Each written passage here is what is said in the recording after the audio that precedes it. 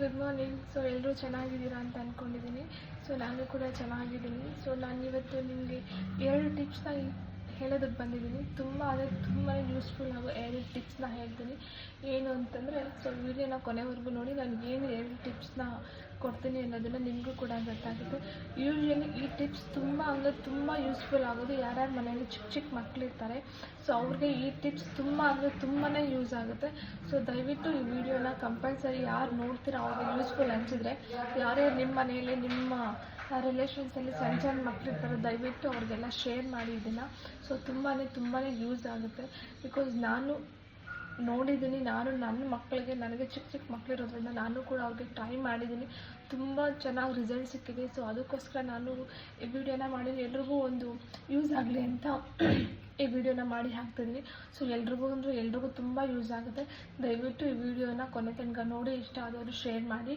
So in case ಯಾರಾದರೂ try ಮಾಡಿದರೆ please comment ಸೆಕ್ಷನಲ್ಲಿ ತಿಳಿಸಿ ಇದು ವರ್ಕ್ ಆಯಿತಾ ಇಲ್ವೋ ಅಂತ. ಡೆಫಿನೆಟಾಗಿ ನಾನು ಕಮೆಂಟ್ಸ್ನ ಡೆಫಿನೆಟಾಗಿ ಓದ್ತೀನಿ. ಸೊ ನಾನು ಹೇಳೋಕ್ಕೆ ಬಂದರೆ 2 ಟಿಪ್ಸ್ ಏನು ಅಂತಂದರೆ, ಫಸ್ಟ್, ಯೂಶ್ವಲಿ ಎಲ್ಲರ ಮನೆಯಲ್ಲೂ ಸಣ್ಣ ಮಕ್ಕಳು ಇದ್ದೇ ಇರ್ತಾರೆ. ಸೊ ಸಣ್ಣ ಮಕ್ಕಳು ಅಂತಂದ ತಕ್ಷಣ ನಮಗೆ ನೆನಪು ಬರೋದು, ಅವ್ರಿಗೆ ಹುಷಾರಿಲ್ಲದ್ರೆ ತಪ್ಪುತ್ತೆ ಅಂತಂದರೆ ಕಾಮನ್ ಆಗಿ ಜ್ವರ ಬರುತ್ತೆ, ಇಲ್ಲ ನೆಗಡಿ ಆಗುತ್ತೆ, ಇಲ್ಲ ಕಫ ಬರುತ್ತೆ, ಇಲ್ಲ ಕೆಮ್ಮು ಬರುತ್ತೆ. ಇದರಲ್ಲಿ ಎಲ್ಲ ಓಕೆ, ಎಲ್ಲನೂ ಒಂದು ಸ್ವಲ್ಪ ಟೈಮ್ ಸಿಗುತ್ತೆ. ಬಟ್ ನೆಗಡಿ ಮತ್ತು ಕಫ ತುಂಬಾ ಡೇಂಜರಸ್ ಮಕ್ಕಳಿಗೆ. ಕಫ ಇನ್ ಕೇಸ್ ಏನಾದರೂ ಚಿಕ್ಕ ಮಕ್ಕಳಿಗೆ ಗಂಟ್ಲಲ್ಲಿ ಕಫ ಇದ್ದರೆ, ಸೀರಿಯಸ್ ಆಗಿ ಹೇಳ್ತೀನಿ, ಅವರು ಏನು ಊಟ ತಿನ್ಸಿದ್ರು, ನಾವು ಫೀಡ್ ಮಾಡಿಸಿದ್ರು ಅವರು ಸರಿಯಾಗಿ ಕುಡಿಯೋದಿಲ್ಲ. ಮತ್ತು ನಾವೇನಾದರೂ ಸರಿ ಅಥವಾ ಅನ್ನ ಏನಾದರೂ ಊಟ ಮಾಡಿಸಿದ್ರು ಕೂಡ ಅವ್ರು ತಿನ್ನೋದಿಲ್ಲ. ಒಂದು ಸ್ವಲ್ಪ ತಿಂದ ತಕ್ಷಣ ವಾಮಿಟಿಂಗ್ ಮಾಡ್ತಾರೆ, ಕಫ ಗಂಟ್ಲಲ್ಲಿದೆ. ಸೊ ಅದಕ್ಕೆ ನನ್ನ ಹತ್ರ ಒಳ್ಳೆ ಟಿಪ್ಸ್ ಇದೆ. ಮತ್ತು ನೆಗಡಿ ಕೂಡ ಅಷ್ಟೇ, ಮಕ್ಕಳಿಗೆ ಸಾಮಾನ್ಯವಾಗಿ ನೆಗಡಿ ಹೋಗೋದಿಲ್ಲ. ಸೊ ನಾವು ನೆಗಡಿ ಬಂದ ತಕ್ಷಣ ಹಾಸ್ಪಿಟ್ಲಿಗೆ ಹೋಗ್ತೀವಿ, ಹಾಸ್ಪಿಟ್ಲಲ್ಲಿ ಸಿರಪ್ಸ್ ಕೊಡ್ತಾರೆ. ಸೊ ಅದು ಕೂಡ ನಾವು ಕಂಟಿನ್ಯೂಸ್ ಆಗಿ 1 ವಾರ ಇಲ್ಲ 15 ದಿನ ಈ ಥರ ಕಂಟಿನ್ಯೂಸ್ ಆಗಿ ಟೈಮ್ಗೆ ಹಾಕ್ತಾ ಬಂದರೂ ಕೂಡ ಒಂದು 70% ಮಕ್ಕಳಿಗೆ ವಾಸಿ ಆಗುತ್ತೆ, ಇನ್ನು ಮಿಕ್ಕಿದ ಮಕ್ಕಳಿಗೆ ವಾಸಿ ಆಗೋದಿಲ್ಲ. ಸೊ ಈ ಥರ ಇರಬೇಕಾದಾಗ, ಸೊ ನ್ಯಾಚುರಲ್ ಆಗಿ ನಾವು ಯಾವ ಥರ ಹಾಸ್ಪಿಟ್ಲಿಗೆ ಹೋಗ್ದೇನೆ ಮನೇಲಿರೋ ಇಂಗ್ರೀಡಿಯೆಂಟ್ಸ್ನ ಯೂಸ್ ಮಾಡಿಕೊಂಡು ಯಾವ ಥರ ಮಕ್ಕಳಿಗೆ ನೆಗಡಿ ಆಗಿರ್ಬೋದು, ಕಫ ಆಗಿರ್ಬೋದು ಕಡಿಮೆ ಮಾಡ್ಬೋದು ಅನ್ನೋದನ್ನ ನಾನು 2 ಟಿಪ್ಸ್ನ ನಿಮ್ಗೆ ಹೇಳ್ತಿದ್ದೀನಿ. ಸೊ 1 ಟಿಪ್ಸ್ ಏನು ಅಂದರೆ, ಆಲ್ಮೋಸ್ಟ್ ಮನೆಯಲ್ಲಿ ಎಲ್ರಿಗೂ ಗೊತ್ತಿದೆ ದೊಡ್ಡ ಪತ್ರೆ ಅನ್ನೋದು. ದೊಡ್ಡ ಪತ್ರೆ ವೆರಿ ವೆರಿ ವೆರಿ ಬೆನಿಫಿಟ್ಸ್ ಇದೆ ದೊಡ್ಡ ಪತ್ರೆಯಲ್ಲಿ. ಸೀರಿಯಸ್ ಆಗಿ ಹೇಳ್ತೀನಿ, ಯಾರ್ಯಾರ ಮನೆಯಲ್ಲಿ ದೊಡ್ಡ ಪತ್ರೆ ಇಲ್ಲ ಅದರಲ್ಲೂ ಕಂಪಲ್ಸರಿ ಚಿಕ್ಕ ಮಕ್ಕಳಿರೋ ಮನೆಯಲ್ಲಿ ದೊಡ್ಡ ಪತ್ರೆ ಅನ್ನೋದು ಹಾಕ್ಕೊಳ್ಳಿ. ಮನೆ ಹತ್ರ ಒಂದೊಂದು ಅಕಸ್ಮಾತ್ ಜಾಗ ಇಲ್ಲ ಅಂದರೂ ಕೂಡ ಒಂದು ಪಾಟ್ ತೊಗೊಂಬಂದು ಪಾಟಲ್ಲಿ ಆ ಗಿಡನ ಹಾಕ್ಕೊಳ್ಳಿ. ತುಂಬ ಬೆನಿಫಿಟ್ಸ್ ಇದೆ ಮಕ್ಕಳಿರೋ ಮನೆಯಲ್ಲಂತೂ ಕೂಡ. ಸೊ ಒಂದು ದೊಡ್ಡ ಪತ್ರೆ ಎಲೆ ಒಂದು 2-3 ದೊಡ್ಡ ಎಲೆ ಬರುತ್ತೆ. ಸೊ ಆ ಥರದ್ದು ಒಂದು ದೊಡ್ಡ ಪತ್ರದ ಎಲೆ ತೊಗೊಂಡು ಚೆನ್ನಾಗಿ ವಾಶ್ ಮಾಡಿ, ಮತ್ತು ತುಳಸಿ ಬರುತ್ತಲ್ಲ, ತುಳಸಿ ಗಿಡ ಆಲ್ಮೋಸ್ಟ್ ಯೂಶ್ವಲಿ ಎಲ್ಲರ ಮನೇಲಿ ಇರುತ್ತೆ, ಅದನ್ನು ಕೂಡ ಒಂದು ಸ್ವಲ್ಪ ಎಲೆ, ಒಂದು ಇಷ್ಟಾಗೋಷ್ಟು ಸೊಪ್ಪು, ತುಳಸಿ ಸೊಪ್ಪು ಮತ್ತು 3-4 ದೊಡ್ಡ ಪತ್ರೆ ಎಲೆನ ತೊಗೊಂಡು ಚೆನ್ನಾಗಿ ವಾಶ್ ಮಾಡಿ ಒಂದು ಪ್ಯಾನ್ ಒಳಗಡೆ ಹಾಕಿ ಸ್ವಲ್ಪ ಬಿಸಿ ಮಾಡ್ಕೊಳ್ಳಿ. ಸೊ ಬಿಸಿ ಮಾಡ್ಕೊಂಡಾಗ ದೊಡ್ಡ ಪತ್ರೆ ಏನಿದೆ ಅದು ಒಂದು ಸ್ವಲ್ಪ ನೀರು ಥರ ಆಗುತ್ತೆ, ಎಲೆ ಎಲ್ಲ ಒಂದು ಸ್ವಲ್ಪ. ಸೊ ಆಗ ದೊಡ್ಡ ಪತ್ರೆ ಮತ್ತು ಏನು ತುಳಸಿನ ನೀವು ಬಿಸಿ ಮಾಡ್ಕೊಂಡು ಅಟ್ ಎ ಟೈಮ್ ಬಿಸಿ ಮಾಡ್ಕೊಬೋದು, ಏನೂ ಪರವಾಗಿಲ್ಲ. ಸೊ ಆಗ ಬಿಸಿ ಮಾಡ್ಕೊಂಡು ಅದನ್ನು ತೊಗೊಂಡು ಚೆನ್ನಾಗಿ ಒಂದು ಗ್ಲಾಸ್ ಅಥವಾ ಒಂದು ಬೌಲ್ಗೆ ಚೆನ್ನಾಗಿ ರಸನ ಹಿಂಡ್ಕೊಳ್ಳಿ. ಚೆನ್ನಾಗಿ ರಸ ಹಿಂಡ್ಕೊಂಡಾಗ ಬರುತ್ತೆ, ರಸ ತುಂಬಾ ರಸ ಬರುತ್ತೆ. ಸೊ ಚೆನ್ನಾಗಿ ರಸನ ಹಿಂಡ್ಕೊಂಡಾಗ ಆ ರಸನ ಮಕ್ಕಳಿಗೆ ಕುಡಿಸಿ. ಒಂದು ಸ್ವಲ್ಪ ಬೆಚ್ಚಗಿದ್ದಾಗೆ ಹಿಂಡ್ಕೊಂಡು ಆ ಬೆಚ್ಚಗಿರೋ ರಸನ ಮಕ್ಕಳಿಗೆ ಕೊಡಿಸಿ. ಸೊ ನಿಜ ಹೇಳ್ತೀನಿ, ಈ ಥರ ನೀವು 2 ಡೇಸ್ ಮಾಡಿದ್ರು ಕಫ ಇದ್ದರೂ ಕೂಡ ಕಫ ಕ್ಲಿಯರ್ ಆಗುತ್ತೆ. ನೆಗಡಿ ಒಂದು ದಿನಕ್ಕೆ ಒಂದು ದಿನ ಅಂದರೆ ನೀವು 3 ಟೈಮ್ ಹಾಕಬೇಕಾಗುತ್ತೆ. ಒಂದು ದಿನಕ್ಕೆ ತುಂಬಾ ಈಸಿಯಾಗಿ ನೆಗಡಿ ಹೋಗುತ್ತೆ. ಕಫಾಗೆ ಒಂದು ಸ್ವಲ್ಪ 2-3 ದಿನ ಟೈಮ್ ತೊಗೊಳ್ಳುತ್ತೆ, ಬಟ್ ಖಂಡಿತವಾಗೂ ಹೋಗುತ್ತೆ. ನನ್ನ ಮಕ್ಕಳಿಗೆ ನನ್ನ ಚಿಕ್ಕ ಮಗನಿಗೆ ಹುಟ್ಟಿದಾಗಿನಿಂದ ನೆಗಡಿ ಇದೆ, ಬಟ್ ನಾನು ಏನು ಮಾಡಬೇಕು ಅಂತ ಗೊತ್ತಿದ್ದೀರಾ. ಯಾಕಂದರೆ ನನಗೆ ಫಸ್ಟ್ ನಾನು ದೊಡ್ಡ ಮಗನಿಗೆ ನಾನು ಇದೇ ಯೂಸ್ ಮಾಡಿದೆ. ಬಟ್ ಇವನಿಗೆ ನೆಗಡಿ ಹುಟ್ಟಿದಾಗಿನಿಂದ ಇದ್ದಿದ್ದಕ್ಕೆ ನನಗೆ ಸ್ವಲ್ಪ ಭಯ ಆಯಿತು, ಹುಟ್ಟಿದಾಗಿನಿಂದ ಇದೆಯಲ್ಲ ಇವ್ನಿಗೆ ಹಾಕ್ಬೋದಾ ಬೇಡವಾ ಅಂತ. ಬಟ್ ಅಮ್ಮ ಏನು ಪರವಾಗಿಲ್ಲ, ನ್ಯಾಚುರಲ್ ಆಗಿದ್ದರೆ ಇದು ತೊಂದರೆ ಆಗೋವಂಥದ್ದು ಏನೂ ಇಲ್ವಲ್ಲ, ಹಾಕಿ ನೋಡೋಣ ಅಂತ ಹಾಕಿದಾಗ ಸೀರಿಯಸ್ ಆಗಿ ಅವ್ನು ತುಂಬ ಚೆನ್ನಾಗಿ ಇಟ್ಕೊಂಡಿದೆ. ಅದು ನಾವು ಹಾಸ್ಪಿಟ್ಲಿಗೆ ಹೋಗೋ ವಿಷಯನೇ ಇಲ್ಲ ಅಂತ ಹೇಳ್ಬೋದು. ನಾನು ನೆಗಡಿ ಅವ್ನಿಗೆ ಕಫ ಸ್ಟಾರ್ಟ್ ಆಗಿದ್ದರೆ ನಾನು ಯಾವುದು ಇಂಗ್ಲೀಷ್ ಮೆಡಿಸಿನ್ಸ್ ಏನಂತ ಕರಿತೀವಿ, ಸಿರಪ್ಸು ಇದೆಲ್ಲನೂ, ಸೊ ನಾನು ಅದು ಯೂಸೇ ಮಾಡಲ್ಲ. ಇದು ದೊಡ್ಡ ಪತ್ರೆ, ತುಳಸಿ ಇವೆರಡನ್ನೇ ನಾನು ಯೂಸ್ ಮಾಡ್ತೀನಿ. ಸೊ ನೀವು ಆ ರಸನ ಹಾಕಿ. ಇನ್ನೂ ನಿಮಗೆ ಒಳ್ಳೆ ರೀತಿಯ ರಿಸಲ್ಟ್ ಸಿಗಬೇಕು ಅಂದರೆ ಮಕ್ಕಳಿಗೆ ಸ್ನಾನ ಮಾಡಿಸ್ತೀರಾ. ಮಕ್ಕಳಿಗೆ ಸ್ನಾನ ಮಾಡಿಸ್ದೇ ಮಕ್ಕಳು ಮಧ್ಯಾಹ್ನ ಟೈಮ್ ಸ್ನಾನ ಮಾಡಿಸಿದಾಗ ಮಕ್ಕಳು ನಿದ್ದೆ ಮಾಡೇ ಮಾಡ್ತಾರೆ ಅಲ್ವಾ. ಸೊ ಮಕ್ಕಳು ಸ್ನಾನ ಮಾಡಿ ನಿದ್ದೆ ಹೋಗ್ತಾನೆ ಅನ್ನೋ ಟೈಮಲ್ಲಿ ಆ ರಸ ಕುಡಿಸಿ, ಏನು ಹಿಂಡ್ಕೊಂಡಿರ್ತೀರ ಬಿಸಿ ಮಾಡ್ಕೊಂಡು ಆ ರಸ ಕುಡಿಸಿ ಆಗ ಅವ್ರನ್ನ ಮಲಗಿಸಿ. ತುಂಬ ಚೆನ್ನಾಗಿರುತ್ತೆ ಇನ್ನೂ ಅದು ಹೇಳಬೇಕಂದ್ರೆ. ಯಾಕಂದರೆ ಮಲಗ್ತಾರೆ, ಸೋರಿಸೋದಿಲ್ಲ ಮಕ್ಕಳು. ಇನ್ ಕೇಸ್ ಎದ್ದಾಗ ಹತ್ತಿರ ಏನಾಗುತ್ತೆ ಅಂದರೆ ಕೆಲವು ಮಕ್ಕಳು ನುಂಗ್ತಾರೆ, ಇನ್ನು ಕೆಲವು ಮಕ್ಕಳು ಜಲ್ ಸುರಿಸ್ತಾರಲ್ವ, ಸೊ ಅದರಲ್ಲಿ ಆ ರಸ ಎಲ್ಲ ಈಚೆ ಬಂದುಬಿಡುತ್ತೆ.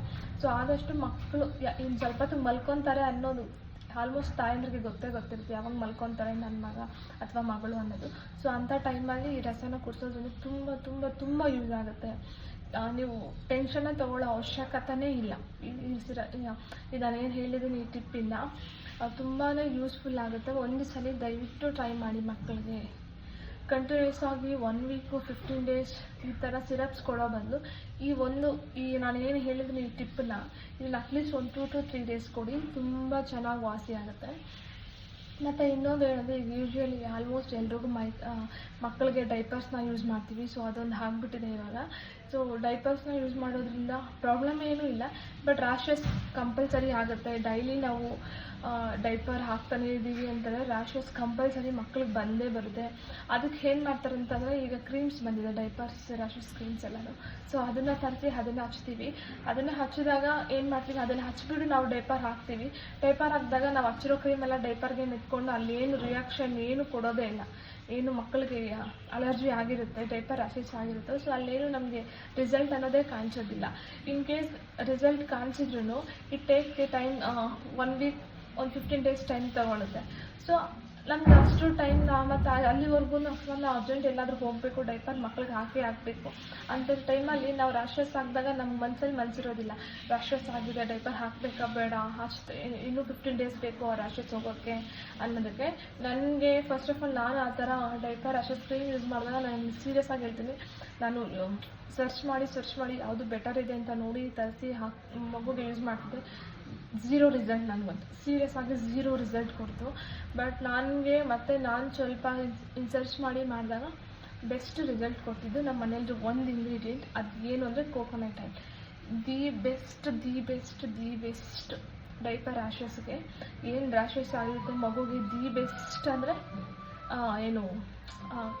Coconut oil. ದಯವಿಟ್ಟು ಮಕ್ಕಳಿಗೆ ಕೋಕೋನಟ್ ಆಯಿಲ್ನ ಪ್ರಿಫರ್ ಮಾಡಿ, ನಿಜ ತುಂಬ ಹೆಲ್ತ್ಗೆ ತುಂಬ ಒಳ್ಳೆಯದು. Sorry for the disturbance. So ಈ ಕೋಕೋನಟ್ ಆಯಿಲ್ ಅನ್ನೋದು ಕಂಪಲ್ಸರಿ ಎಲ್ಲರ ಮನೆಯಲ್ಲೂ ಇಟ್ಕೊಂಡಿರ್ತೀವಿ. ಸೊ ಇದು ಮಕ್ಕಳಿಗೆ ತುಂಬಾ ಯೂಸ್ ಆಗುತ್ತೆ. ನೀವು ಒಂದು ಸಲ ಡೈಪರ್ ರ್ಯಾಷಸ್ ಕ್ರೀಮ್ ಏನಾದರೂ ಯೂಸ್ ಮಾಡ್ತಿದ್ರೆ ಅದನ್ನು ಸ್ಕಿಪ್ ಮಾಡಿ. ನಾನು ಜಾಸ್ತಿ ದಿನ ಹೇಳೋದೇ ಇಲ್ಲ. ನೀವು ಹಿಂಗಿರೋ ಡೈಪರ್ ರ್ಯಾಷಸ್ ಕ್ರೀಮ್ ನೀವು ಯೂಸ್ ಮಾಡೋಕ್ಕೆ ಸ್ಟಾರ್ಟ್ ಮಾಡಿದ್ದೀರಂದರೆ ಅದನ್ನೊಂದು 15 ಡೇಸ್ ಇಲ್ಲ 1 ಮಂತ್ ನೀವು ಕಂಪಲ್ಸರಿ ಯೂಸ್ ಮಾಡಲೇಬೇಕು, ರ್ಯಾಷಸ್ ಅನ್ನೋದು ಆಗಿದ್ರೆ ಹೋಗೋದಕ್ಕೆ. ಸೊ ಅಷ್ಟು ಟೈಮ್ ನೀವು ಹೆಂಗೋ ಅದಕ್ಕೆ ಕೊಡ್ತೀರಾ, ನಾನು ಇದಕ್ಕೆ ಅಷ್ಟು ಟೈಮ್ ಕೊಡಿ ಅಂತ ನಾನು ಕೇಳಲ್ಲ. ಅಟ್ಲೀಸ್ಟ್ ನೀವು ಒಂದು 4 to 5 ಡೇಸ್, ಕೆಲವು ಮಕ್ಕಳಿಗೆ 4 to 5 ಡೇಸ್ ಕೂಡ ತೊಗೊಳ್ಳಲ್ಲ, 2 to 3 ಡೇಸಲ್ಲೇ ರಿಸಲ್ಟ್ ಅನ್ನೋದಕ್ಕಾಗುತ್ತೆ. ಸೊ ಅಟ್ಲೀಸ್ಟ್ ಈ ಕೋಕೋನಟ್ ಆಯಿಲ್ನ ಒಂದ್ಸರಿ ಅಪ್ಲೈ ಮಾಡಿ ನೋಡಿ, ತುಂಬ ಒಳ್ಳೆ ರಿಸಲ್ಟ್ ಸಿಗುತ್ತೆ. ಹೆಂಗಂದರೆ ಕೋಕೋನಟ್ ಆಯಿಲ್ ನಿಮ್ಗೆ ಗೊತ್ತಿರುತ್ತೆ, ಒಂದು ಸ್ವಲ್ಪ ಆಯಿಲಿಂದ ಏನಾದರೂ ನೀರು ಬಿದ್ದರೂ ಕೂಡ ಆಯಿಲಿ ಟೆಕ್ಸ್ಚರ್ ಅನ್ನೋದು ಹಾಗೆ ಇರುತ್ತೆ ನಮ್ಮ ಕೈ ಮೇಲೆ ಹಾಕ್ಕೊಂಡ್ರು ಕೂಡ. ಅದೇ ಥರ ಮಗುಗೆ ಹಚ್ಬಿಟ್ಟು ಮತ್ತು ನಾವು ಡೈಪರ್ ಯೂಸ್ ಮಾಡೋದ್ರಿಂದ ಮಗು ಏನಾದರೂ ಸುಸ್ತು ಮಾಡಿಕೊಂಡ್ರೂ ಸಹ ನೀರು ಏನು ಸುಸ್ತು ಮಾಡುತ್ತೆ ಅದು ಡೈಪರ್ ಎಲ್ಲನ ಅಬ್ಸರ್ವ್ ಮಾಡ್ಕೊಳ್ಳುತ್ತೆ. ಬಟ್ ನಾವೇನು ಆಯಿಲ್ ಹಚ್ಚಿರ್ತೀವಿ ಮಗುಗೆ, ಸೊ ಆಯಿಲ್ ಅನ್ನೋದು ಹಾಗೆ ಇರುತ್ತೆ. ಸೊ ಮಗುಗೆ ಎಲ್ಲೆಲ್ಲಿ ರ್ಯಾಷಸ್ ಆಗಿರುತ್ತೋ ಅಲ್ಲೆಲ್ಲ ಚೆನ್ನಾಗಿ ಮಾಯ್ಶ್ಚರೈಸ್ ಮಾಡಿ, ಯಾವುದೇ ರೀತಿ ತೇವಾಂಶ ಇಲ್ದಿರೋ ಥರ ತುಂಬ ಮಾಯ್ಶ್ಚರೈಸಿಂಗ್ ಆಗಿ ಇಟ್ಟಿರೋದ್ರಿಂದ ಸೊ ಯಾವುದೇ ರೀತಿ ರ್ಯಾಷಸ್ ಆಗಿರ್ಬೋದು, ಇನ್ನೊಂದು ಅಲರ್ಜಿ ಆಗಿರ್ಬೋದು, ಇಚ್ಚಿಂಗ್ ಆಗಿರ್ಬೋದು, ಯಾವುದೂ ಕಂಪ್ಲೇಂಟ್ಸ್ ಇರೋದಿಲ್ಲ, ಆರಾಮಾಗಿ ವಾಸಿ ಆಗುತ್ತೆ. ಕೆಲವರು ಏನಂದರೆ ಎಳ್ಳೆಣ್ಣೆ ಬರುತ್ತಲ್ವ, ಸೊ ಅದನ್ನು ಯೂಸ್ ಮಾಡಿ ಇನ್ನೂ ಚೆನ್ನಾಗಿರುತ್ತೆ ಅಂತ ಹೇಳ್ತಾರೆ. ಬಟ್ ನನಗೆ ಅದು ಅಷ್ಟೊಂದು ಸ್ಯಾಟಿಸ್ಫೈ ಅನಿಸಿಲ್ಲ. ಯಾಕಂದರೆ ಎಳ್ಳೆಣ್ಣೆ ಸ್ವಲ್ಪ ಜಿಡ್ಡು ಜಾಸ್ತಿ ಇರುತ್ತೆ. ಜಿಡ್ಡು ಜಾಸ್ತಿ ಇರೋದ್ರಿಂದ ಮಗುಗೆ ಅಪ್ಲೈ ಮಾಡಿ ಡೈಪರ್ ನಾವು ಹಾಕೋದ್ರಿಂದ ಒಂದು ಸ್ವಲ್ಪ ಆಯಿಲಿ ತುಂಬ ಅದು ಆಯಿಲಿ ಇರೋದ್ರಿಂದ ಅದಕ್ಕೆ ಒಂದು ಸ್ವಲ್ಪ ಅಷ್ಟು ಕಂಫರ್ಟಬಲ್ ಆಗಿ ಮಗು ಇರೋದಿಲ್ಲ ಫಸ್ಟ್ ಥಿಂಗ್. ಅದು ಮಗುಗೆ ಕಂಫರ್ಟಬಲ್ ಆಗಿಲ್ಲ ಅಂದರೆ ಅದು ಅಳ್ತಿರುತ್ತೆ. ಸೊ ಅದರಿಂದ ನಾನು ಅದನ್ನು ಜಾಸ್ತಿ ನಿಮಗೆ ಪ್ರಿಫರ್ ಮಾಡಿ ಅಂತ ಹೇಳಲ್ಲ. ಕೋಕೋನಟ್ ಆಯಿಲ್ ಹಾಕೋದ್ರಿಂದ ಡೈಪರ್ ರ್ಯಾಷಸ್ ಸ್ಕಿನ್ ಕಡಿಮೆ ಆಗುತ್ತೆ, ಮಗು ಏನು ಗ್ಲೋ ಆಗುತ್ತೆ, ಮಗು ಸ್ಕಿನ್ ಯಾವಾಗೂ ಮಾಯ್ಶ್ಚರೈಸಿಂಗ್ ಆಗಿ ಇರುತ್ತೆ. ಸೊ ಕೋಕೋನಟ್ ಆಯಿಲ್ ಎಲ್ಲ ರೀತಿಯಲ್ಲೂ ಒಳ್ಳೆ ಯೂಸ್ ಇದೆ. ಸೊ ಅದರಿಂದ ಆಲ್ಮೋಸ್ಟ್ ಯಾರ್ಯಾರು ಮಕ್ಕಳಿದ್ದಾರೆ ಅವರೆಲ್ಲನೂ ಈ ಕೋಕೋನಟ್ ಆಯಿಲ್ನ ಯೂಸ್ ಮಾಡಿ. ನಾನು ಡೈಪರ್ ರ್ಯಾಷಸ್ ಆಗಿದ್ರೆ ಮಾತ್ರ ಕೋಕೋನಟ್ ಆಯಿಲ್ ಯೂಸ್ ಮಾಡಿ ಅಂತ ನಾನು ಹೇಳ್ತಿಲ್ಲ. ಇನ್ ಕೇಸ್ ನೀವು ಮಸಾಜ್ಗೆ ಬೇಕಾದರೂ ಕೂಡ ಕೋಕೋನಟ್ ಆಯಿಲ್ನ ಯೂಸ್ ಮಾಡಿ ಮಕ್ಕಳಿಗೆ ಮಸಾಜ್ ಮಾಡ್ಬೋದು. ಒಂದು ಸ್ವಲ್ಪ ಡಾರ್ಕ್ ಫೇಸ್ ಏನಾದರೂ ಮಕ್ಕಳಿದ್ರೆ ಸೊ ಇನ್ನು ಸ್ವಲ್ಪ ಗ್ಲೋ ಬರುತ್ತೆ. ಸೀರಿಯಸ್ ಆಗಿ ಹೇಳ್ತಿರೋದು, ಇದು ಸ್ವಲ್ಪ ಗ್ಲೋ ಬರುತ್ತೆ, ಹೆವಿ ಗ್ಲೋ ಬರುತ್ತೆ ಅಂತ ಹೇಳೋಲ್ಲ, ಒಂದು ಸ್ವಲ್ಪ ಗ್ಲೋ ಬರುತ್ತೆ. ಮಕ್ಕಳು ನೀಟಾಗಿ ಮಾಯ್ಶ್ಚರೈಸಿಂಗ್ ಆಗಿ ಕ್ಯೂಟಾಗಿ ಮಕ್ಕಳು ಕಾಣ್ತಾರೆ.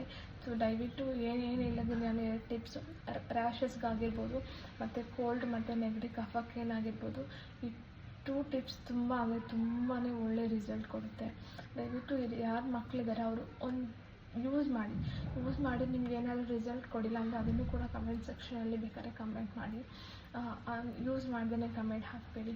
ಸೊ ಒಳ್ಳೆ ರಿಸಲ್ಟ್ ಇರುತ್ತೆ. ಇದು ನೀವು ಟ್ರೈ ಮಾಡಿ ನೋಡಿದಾಗ ನಿಮ್ಗೆ ಏನಾದರೂ ಒಳ್ಳೆ ರಿಸಲ್ಟ್ ಸಿಕ್ಕಿದೆ ಅಂತಂದರೆ ಇದನ್ನು ಇಷ್ಟ ಆಯಿತು ಅಂದರೆ ಪ್ಲೀಸ್ ಶೇರ್ ಮಾಡಿ, ಇನ್ನೊಬ್ರಿಗೆ ಇದನ್ನು ತಿಳಿಸಿ ನಿಮಗಿದೆ ಈ ಥರ ಇದೆ ಅಂತ, ಅವ್ರಿಗೂ ಕೂಡ ಯೂಸ್ ಆಗಲಿ.